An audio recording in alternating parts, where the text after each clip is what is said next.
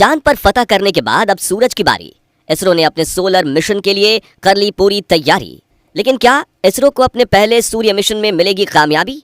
और क्यों है सूरज तक जाने की राह इतनी मुश्किल से भरी? दोस्तों, 23 अगस्त के दिन चांद के दक्षिणी ध्रुव पर सॉफ्ट लैंडिंग करके चंद्रयान ने दुनिया भर में भारत का नाम रोशन किया।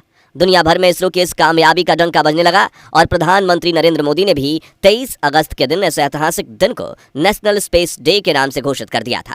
लेकिन अपनी कामयाबी का जश्न मनाने के बजाय इसरो के वैज्ञानिकों ने अपने अगले बड़े मिशन की तैयारी शुरू कर दी है। जी हां, चंद्रयान 3 की सफल लैंडिंग के महज 10 दिन बाद यानी 2 सितंबर 2023 के दिन इसरो अपना पहला solar mission Aditya L1 launch करने जा रहा है, जिसे पूरी तरह से तैयार करके आंध्र प्रदेश के सतीश धवन स्पेस सेंटर पर इसरो के बाहुबली रॉकेट PSLV-XL पर लोड कर दिया गया है। तो क्या है इसरो के सूरजयान मिशन के लक्ष्य, जिसके बारे में सुनकर चीन और रूस और पाकिस्तान के छक्के छूट गए हैं? और क्यों है हमारे सूरजयान का सफर इतना मुश्किल? जानने के लिए बने रहिए वीडियो के अंत तक। दक्षिणी ध्रुव चांद की एक ऐसी भयानक जगह जहां जाने की कोशिश में पिछले दिनों रूस का लूना 25 फेल हो गया था। चीन तो वहां जाने का सपना तक नहीं देख पाया और चांद पर सबसे ज्यादा बार जाने वाली अमेरिकी स्पेस एजेंसी नासा ने तक ये कह दिया था कि मून के साउथ पोल पर जाना नामुमकिन है। लेकिन 23 अगस्त के दिन उसी खौफनाक जगह पर सीना ताने लैंडिंग करके भारत के विक्रम लैंडर ने वो कर दिखाया जो दुनिया से ना हो सका। और अब इसरो वो करने वाला है जो दुनिया ने कभी सोचा तक नहीं है। जी हां, हम बात कर रहे हैं इसरो के आज तक के सबसे बड़े मिशन आदित्य L1 की, जिसे 2 सितंबर के दिन हमारे सूर्य देवता की स्टडी के लिए भेजा जाएगा। अपने इस मिशन की अनाउंसमेंट करके इसरो ने अपने दुश्मनों के जले पर मिर्ची डालने का काम किया है। और जब से इसरो ने ट्वीट करके ये खबर दी है, तब से दुनिया भर की स्पेस एजेंसीज में सन्नाटा छाया हुआ है, क्योंकि अपने पिछले मिशन यानी चंद्रयान 3 से इसरो ने दुनिया भर की 80% स्पेस एजेंसीज को पीछे छोड़ दिया है। और विशेषज्ञों का कहना है कि सूरजयान मिशन की कामयाबी से इसरो चीन और रूस को भी पीछे छोड़ देगा और नासा के बाद दुनिया की दूसरी सबसे बड़ी स्पेस एजेंसी बन जाएगा। और अगर ऐसा ही चलता रहा तो कुछ सालों बाद अमेरिकी एजेंसी नासा को भी भारत पीछे छोड़ देगा और इसरो स्पेस सुपर पावर बन जाएगा। तो क्यों और कैसे होगा आदित्य L1 मिशन, आइए जानते हैं। दोस्तों, सौर मंडल के जन्मदाता सूर्य सिर्फ एक आग का गोला नहीं है, बल्कि सूर्य की वजह से ही आज सोलर सिस्टम के सभी ग्रहों, उपग्रहों और उल्का पिंडों का अस्तित्व है। सूर्य की गर्मी की वजह से ही पृथ्वी पर जीवन पनपा शुरू हुआ था और इसी तारे की वजह से पृथ्वी पर दिन और रात होते हैं। ऐसे में सूर्य हम इंसानों के लिए किसी वरदान से कम नहीं है, लेकिन सूर्योदय और सूर्यास्त के दौरान धरती से देखने पर सूर्य जितना खूबसूरत लगता है, ये असल में उतना ही ज्यादा खतरनाक है और खौफनाक भी। और आपको ये जानकर हैरानी होगी कि सूर्य का तापमान इतना ज्यादा है कि अगर हम किसी ग्रह को इसके पास धकेल दें तो ये चंद पलों में उसे जलाकर राख कर सकता है। ऐसे में अगर हमें भविष्य में पृथ्वी छोड़कर सौर मंडल के चक्कर लगाते हुए दूसरे ग्रह पर जाना है तो सूर्य के बारे में हर एक छोटी चीज पता होना उतना ही ज्यादा जरूरी है जितना खाने में नमक। इसलिए 2008 में इसरो ने भी अपने सोलर मिशन आदित्य L1 की अनाउंसमेंट की थी। उस वक्त स्पेस क्राफ्ट के साथ सिर्फ विजिबल एमिशन लाइन क्रोनोग्राफ नाम के एक पेलोड को लगाया गया था और धरती के लोअर ऑर्बिट में इसे भेजा जाना था। लेकिन फिर भारत के रिसर्च इंस्टीट्यूट और यूरोपियन स्पेस एजेंसी भी इसरो के साथ जुड़ी और इसमें कई बदलाव करते हुए 7 पेलोड उपकरण लगाने का प्लान बनाया गया। वहीं इसे पृथ्वी से 15 लाख किलोमीटर दूर मौजूद लैग्रेंज पॉइंट 1 की हेलो ऑर्बिट में भेजने का निर्णय लिया गया। इन्हीं कारणों की वजह से आदित्य L1 को तैयार करने में इसरो को 6 साल लग गए और अब ये लॉन्च के लिए पूरी तरह से तैयार है। अब आप सोचेंगे कि आखिर ये लैग्रेंज पॉइंट क्या होता है? तो अंतरिक्ष में कुछ ऐसे पॉइंट्स या जगह ढूंढ निकाली गई है जहां दो विपरीत स्पेस ऑब्जेक्ट्स की ग्रेविटी उनके बीच छोटे वाले ऑब्जेक्ट को अपने ऑर्बिट में चलने के लिए जरूरी सेंट्रीपेटल फोर्स पैदा करती है।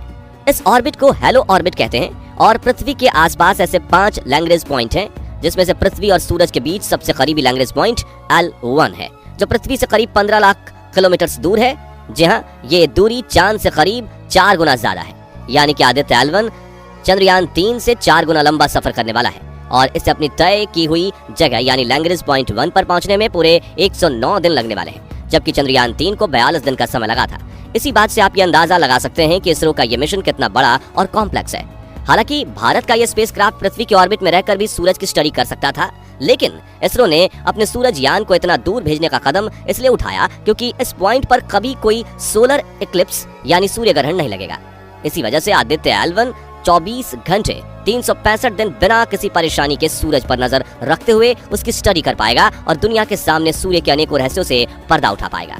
अब बात करें कि आदित्य L1 को लैग्रेंज पॉइंट 1 पर किस तरह भेजा जाएगा, तो इसरो ने हाल ही में इसकी ट्रेजेक्टरी रिवील कर दी है, जिसे देखकर दुनिया की स्पेस एजेंसीज में हड़कंप मच गया है, क्योंकि इस मिशन में हम इतना कम फ्यूल इस्तेमाल करने वाले हैं जितना में नासा और रूस चांद तक भी नहीं पहुंच पाते। तो 2 सितंबर के दिन सुबह 11:50 पर आंध्र प्रदेश में मौजूद इसरो के सतीश धवन स्पेस सेंटर से सूरजयान को इसरो के बाहुबली PSLV रॉकेट के साथ लॉन्च किया जाएगा, जो इसे धरती के वातावरण से बाहर निकालकर पृथ्वी की ऑर्बिट में छोड़ देगा, जहां से आदित्य L1 अपना सफर शुरू करेगा। अपने इस सफर में आदित्य L1 पृथ्वी के चक्कर लगाते हुए 4 बार अपने इंजन को फायर करेगा और ऑर्बिट को अंडाकार बनाते हुए बड़ी करेगा, जिसके बाद पृथ्वी के पेरेजी पॉइंट पर आकर यह अपने इंजन को पूरी क्षमता के साथ फायर करेगा और 40,000 किलोमीटर प्रति घंटे की रफ्तार से भी ज्यादा रफ्तार के साथ ये पृथ्वी की गुरुत्वाकर्षण सीमा को छोड़ते हुए लैग्रेंज पॉइंट 1 की तरफ जाने वाले लंबे स्पेस हाईवे को पकड़ लेगा, जिसे क्रूज फेज कहा जाता है। और L1 के पास पहुंचने के बाद ये आखिरी राउंड लगाते हुए L1 पॉइंट की हेलो ऑर्बिट में प्रवेश करेगा, जहां ये इस पॉइंट के आसपास बिना फ्यूल बर्न किए इस ऑर्बिट में लगातार घूमता रहेगा। इस प्रकार लगाए हुए 7 पेलोड उपकरण लगातार सूर्य की स्टडी करेंगे। आपको बता दें कि पृथ्वी से लैग्रेंज पॉइंट 1 तक पहुंचने के सफर में हमारे सूरजयान को करीब 109 दिन लगेंगे, यानी सितंबर में निकला सूरजयान दिसंबर में अपनी मंजिल तक पहुंचेगा, जहां ये लगभग अगले 5 सालों तक काम करता रहेगा और सूर्य की डेटा इसरो के हेडक्वार्टर को भेजता रहेगा। आखिर में भारत के सूरजयान के लक्ष्यों की बात करें तो सबसे पहले ये सूर्य के वातावरण की बाहरी परत यानी कोरोना और उसमें बहने वाली गर्म सोलर विंड की स्टडी करेगा। ये इतना जरूरी इसलिए है क्योंकि जहां सूरज की सतह यानी फोटोस्फीयर का तापमान सिर्फ 6000 डिग्री सेल्सियस है, जो कि केंद्र के बेहद करीब है, वहीं सूरज के वातावरण के बाहरी छोर यानी कोरोना का तापमान बढ़कर 1 मिलियन डिग्री सेल्सियस हो जाता है। इसलिए ये बड़ा रहस्य है कि जहां आग से उबल रही सतह का तापमान कम है, तो उसके ऊपर वाले वातावरण का तापमान इतना ज्यादा कैसे। इसके अलावा ये सूरज के वातावरण के बारे में जानने की कोशिश करेगा, जिसके लिए सूरजयान पर एडवांस इक्विपमेंट्स लगाए गए हैं, जो कि लगातार सोलर एटमॉस्फेयर स्टडी करेंगे। इसके अलावा दोस्तों, भारत का सूरजयान कोरोनल मास इंजेक्शन की भी स्टडी करेगा। दरअसल समय समय पर अचानक सूरज के कोरोना लेयर से बिलियन टन्स मटेरियल बाहर निकल के पूरे सौर मंडल में फैलने लगते हैं और इसमें सूर्य की मैग्नेटिक फील्ड भी होती है। और आपको ये जानकर अचंभा होगा कि उबलता हुआ मटेरियल सौर तूफानों के रूप में 250 से 3000 किलोमीटर प्रति सेकंड की रफ्तार से अंतरिक्ष में ट्रैवल करता है और अपनी तेज रफ्तार की वजह से कई बार ये 15 से 18 घंटों में पृथ्वी के पास पहुंच जाते हैं। हालांकि पृथ्वी की मैग्नेटिक फील्ड इन सौर तूफानों को यहाँ के वातावरण में प्रवेश नहीं करने देती, लेकिन अगर हम भविष्य में अंतरिक्ष में बचना चाहते हैं तो इन सौर तूफानों से बचने के लिए हमारे पास इसकी डेटा होना काफी जरूरी है, जिसे कलेक्ट करने का जिम्मा इसरो के सूरजयान ने अपने कंधों पर उठा लिया है। तो दोस्तों, क्या आप चंद्रयान 3 की तरह ही सूरजयान को भी सपोर्ट करेंगे? अगर हाँ, तो कमेंट बॉक्स में भी सपोर्ट इसरो जरूर लिखिए।